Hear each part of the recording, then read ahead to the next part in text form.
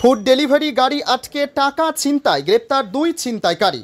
নদিয়ার কল্যাণী জেএনএম হাসপাতালে ঢিলছোড়া দূরত্বে জলের ট্যাঙ্কের কাছে একটি ফুড ডেলিভারি গাড়ি আটকে ৬০,০০০ টাকা ছিনতাই করার অভিযোগ ওঠে দুই ব্যক্তির বিরুদ্ধে। অভিযোগ পেয়ে কল্যাণী ইএসআই কোয়ার্টারে থেকে অজয় চৌধুরী ও ভোলা বাসফোন নামে দুই অভিযুক্তকে গ্রেপ্তার করে কল্যাণী থানার পুলিশ। পুলিশ সূত্রে খবর, ঘটনাটি ৮ই মার্চ রাতে ঘটেছে।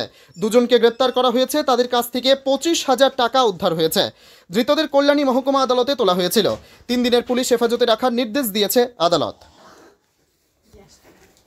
রাত ৯টার দিকে ঘটনাটা ঘটে। আমরা সঙ্গে সঙ্গে সেটা খবর পাই, কেস স্টার্ট করা হয় এবং আমাদের যে আইও এবং পিসি টিম আছে তারা গাড়িটাকে আইডেন্টিফাই করতে পারে এবং গাড়িটা আইডেন্টিফাই করার পর দুই ব্যক্তি অজয় চৌধুরী আর ভোলা বাঁশপুর, এরা ইএসআই কোয়ার্টারে থাকে, এদেরকে অ্যারেস্ট করা হয় এবং তাদেরকে কোর্টে ফরওয়ার্ড করা হয়। তারপরে ১২ তারিখে টিআই প্যারেড করা হয়। যে ভিকটিম ছিল তিনি এদেরকে টিআই প্যারেডে আইডেন্টিফিকেশন করেন।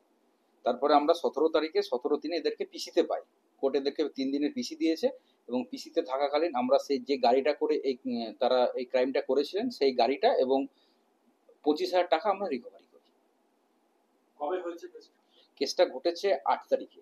আমরা অ্যারেস্ট সেই দিন রাতেই আমরা করেছিলাম এবং তারপরে এদেরকে কোর্টে পাঠানো হয়েছিল।